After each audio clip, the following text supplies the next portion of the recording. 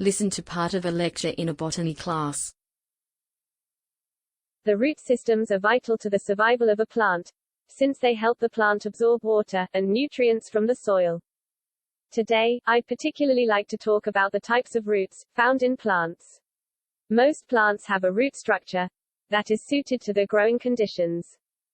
There are several different types of roots, depending upon the type and species of plants, but the major two types we are going to look at are taproots and fibrous roots. Taproots are found in dicot plants, that's D-I-C-O-T, dicot. Some plants like carrot, radish, beetroot, and peas have taproot systems, and so do most trees.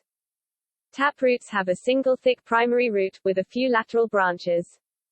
When a seed germinates, a single root grows vertically down into the soil. From the main root, lateral branches grow. The primary root remains through the life of the plant, and provides a very strong anchorage, since it penetrates deeply into the ground. As a result, the taproot supplies the most nutrients to the plant. In some plants, like carrots and radishes, the taproot is in fact an organ that stores the major nutrients and vitamins, and is edible. The other type of root system is fibrous root, which is found in monocot, M-O-N-O-C-O-T, monocot plants. Monocot plants like grasses, wheat, maize, barley, and coconut trees have fibrous root systems. Fibrous roots are slender, and they originate from the stem of the plant. They grow in clusters of numerous thin fiber-like roots that arise from the base of the stem and spread horizontally. You will notice that there is no difference between the main roots and the branch roots in fibrous roots.